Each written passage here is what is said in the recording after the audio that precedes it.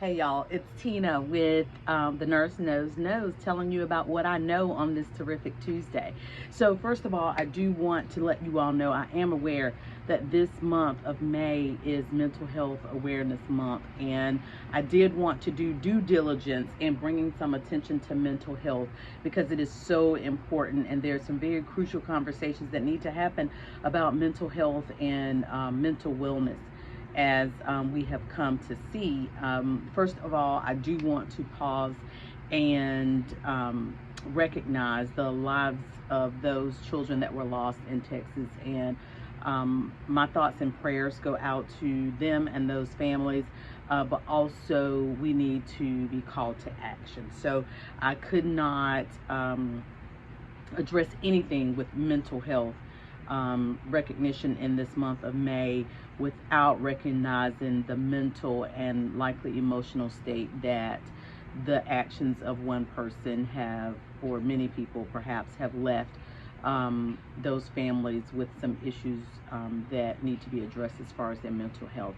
So thoughts, prayers, and I hope action will ensue. So for the month of May is Mental Health Awareness Month, and I have not talked anything about mental health or mental wellness, and I do want to do due diligence. So there's a lot that I could talk about mental health and mental wellness, and I want to first address the stereotype or the notion that people who have concerns about their mental health are crazy. That's not true. Mental wellness is a very important part of wellness. As we know, most everything starts with our mind, and if your mind is not well, then you are not well. There are many instances where the lack of mental wellness impacts the physical wellness. So a lot of times we try to tend to what's physically wrong without recognizing the contributions of our mind and our mental state to those physical things, and that is putting the cart before the horse, as we would say. So I do want to address one very important topic, and this is just going to be the start of it. It is not going to be the end, and we could go on and on and on talking about mental wellness as this pertains, and it is a very key buzzword now that I'm sure many people are using appropriately, but also there are some people that are misappropriating the word or misusing that word. That word, as you probably know, is burnout. It's a big concern right now in after or in the middle of a pandemic, on the downward slope of a pandemic, or however you want to call it. It is huge.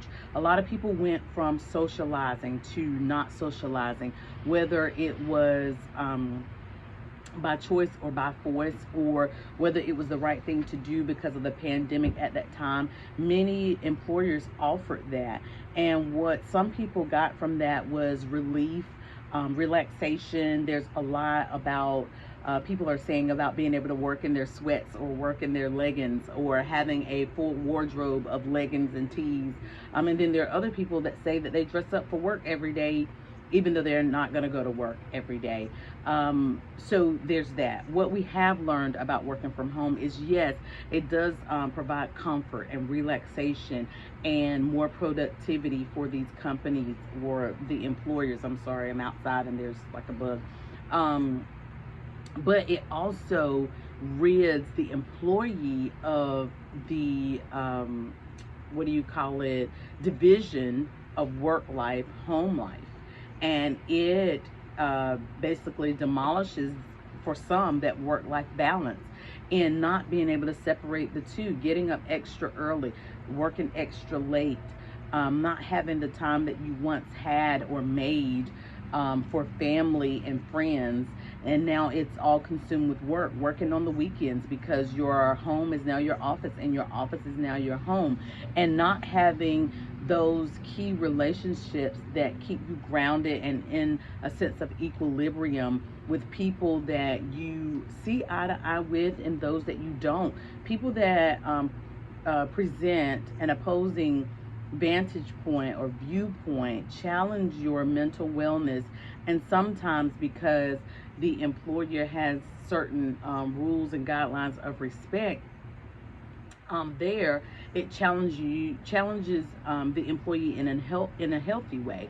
And so then all of a sudden you go from a state of equilibrium and considering the opinions and thoughts of others into a situation where you are the judge, the jury, and everything in between. And so that can create some conflict, some tension there. Also, for healthcare workers like myself, we never were able to work from home, and we are plagued by death and dying at an alarming rate, unusually high rate. Um, what you used to know that your skill set would bring someone to a healthier state of life, you work in vain.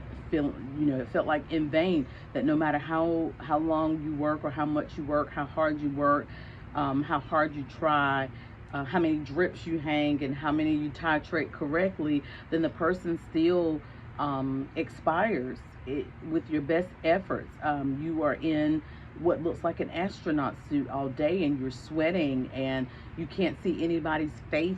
You can't see expressions. A lot of the patients, especially on the COVID units, did not know what their nurses looked like or their physicians looked like, and they did not know what to expect. They never saw smiles because you couldn't see someone's mouth.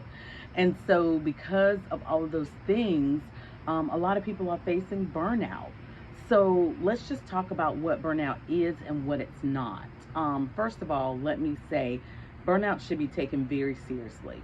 It is a mental health or mental wellness concern. Definitely want to address that and say that. It is not a fad. It is not something made up. It is a real diagnosis. It is not just being tired. It is not just wanting to do something different. It is not just regular fatigue or being tired of your job or tired of the people on your job. I'll read the definition of burnout just so I can make sure that we're clear about what that is and likely is not. So I do have some notes today. So burnout, according to WebMD, is a form of exhaustion caused by a feeling of constantly being swamped. It is a result of excessive, prolonged emotional, physical, and mental stress. In many cases, burnout is related to one's job. Not always, but in many cases it is, and that's what we're talking about today. Burnout happens when you're overwhelmed, emotionally drained, and unable to keep up with life's incessant demands. So that's burnout. It's a little bit more than being tired, or it's a lot of bit more is what I say, than being tired. It's a lot of bit more of being emotionally drained. It is the culmination and combination of all of those things together. And it leaves you with some pretty significant symptoms about what you can and cannot do. You're constantly overwhelmed. You cannot produce. You lose your creativity. And it often leads to cynical comments or cynical perception of things. Everything is a kind of. So that is what burnout is. I will also talk about 5 symptoms of burnout. One of those symptoms is anxiety. And another is lack of sleep, lack of creativity, emotional numbness. Like it's hard to feel anything. And a cynical outlook. Like there's nothing that anyone says that's going to fix anything that you're feeling.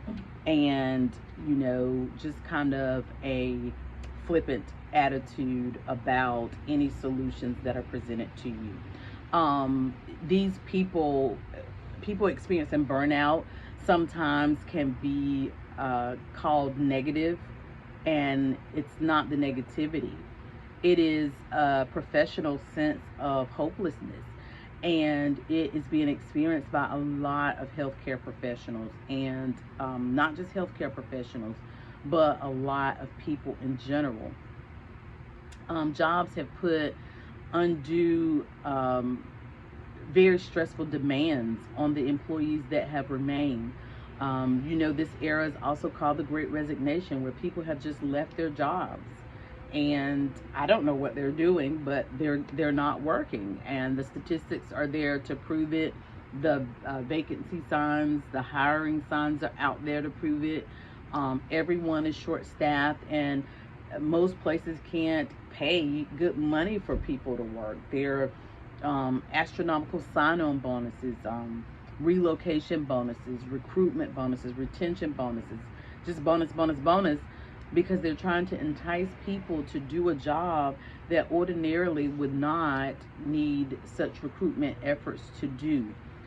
It is because people have resigned because they are burnt out. There is no hope for a resolution where they are. And that's a very difficult and sad place to be in. When you are constantly trying to make professional ends meet, and those ends just don't meet. In healthcare, we are dealing with a national nursing shortage, and many of the nurses have retired. Many have left bedside to go to other professions, other disciplines, areas of nursing, and then some have found new careers altogether because it's been so easy to do because everyone is hiring. And working in healthcare where you're constantly short and you're constantly robbing Peter to pay Paul and constantly trying to come up with new creative ideas to make things work, and they still don't work at the end of the day, at the end of the week, at the end of the month.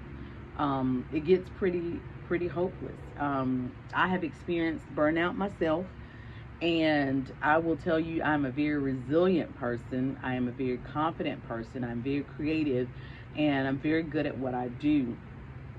But having a history of being very good at what you do, to constantly wondering if what you do is enough, or constantly knowing that what you're doing is not enough, and wondering what is the next patchwork that I put together to try to keep this from completely going underwater. It's something that is very difficult to understand until you know it. And being a leader in healthcare, the burden is that much greater. I've heard the same sentiments from doctors, from nurses, from nursing assistants, from technologists. Everywhere in healthcare is feeling the same type of burden and the same type of stress, but yet sick people get sick and well people get sick, and you're caught between they need me and I'm no good for anyone because I need me. How do you heal when you're constantly going back in the ring, or you're constantly reopening a wound?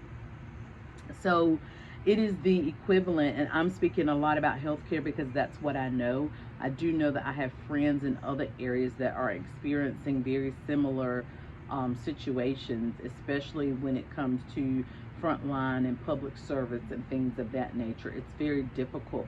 A lot of stores and restaurants are closing a lot earlier than they would be because they just don't have help.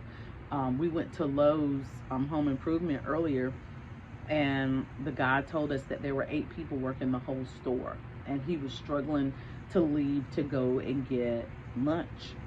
8 people, as big as that store is, how do you work a store with only 8 people? So the burden is left on those 8 people to try to serve with excellence every customer. And if that was the norm or a reasonable ask, a shift would only ever have been staffed with 8 people. So we know that that's not reasonable, yes? So we have to be mindful of that as well. So I liken burnout to being thrown in a lion's den with lions and being told that they're not going to bite, but they have teeth. And you come out, and because you survived the lions in the first day, then the person that put you in there says, oh, you did it yesterday, you can do this again. So they put you back in with the lions again. And then because you survived that day, you go, and one thing they say do is talk to your supervisor. Well, chances are your supervisor knows, and the supervisor can't do anything about it. Otherwise, I would believe that they would. So you talk to them, and they say, oh, okay, well, instead of giving you 5 lions, I took 1 out, so now you only have 4. Well, 4 lions is still 4 lions and 4 sets of teeth and claws and paws and all that stuff. And so eventually you do it until you're afraid of anything you see that resembles a lion, or you're constantly trying to figure out how you're going to survive the lion's den the next day, because every day you go back to the thing that's causing you the greatest concern. And that, my dear friends, is burnout. Or the way burnout feels. So I want you to be mindful of it, understand what that is, and start to think, recognize. I always say this, one of the most difficult things, and it seems like a very simple and common thing, like common sense. You have to recognize that you're in a state of burnout. And if you don't recognize it, you'll never do anything about it.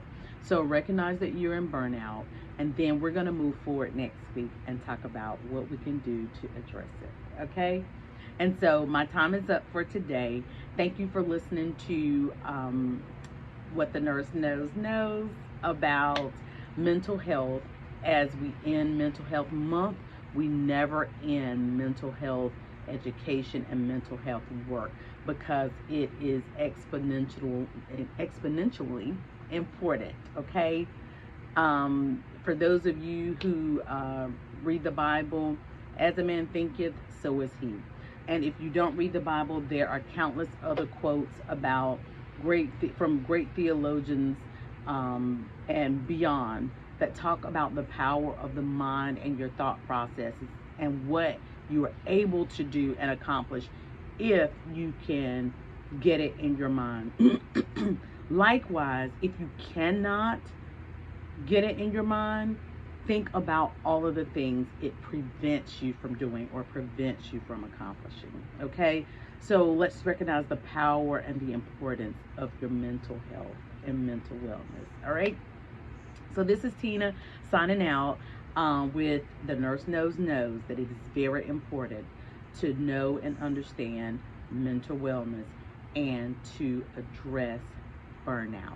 So if you're experiencing burnout, you won't want to miss the next one about how we address burnout. We're going to talk about burnout probably for a couple of weeks, because it is a very hot topic and very, very necessary. It can be very easily swept under the rug, and we want to pull the rug off of burnout. Okay, so I will talk to you later. Until the next time, you live well, you do well, and you better be well. All right, talk to you later.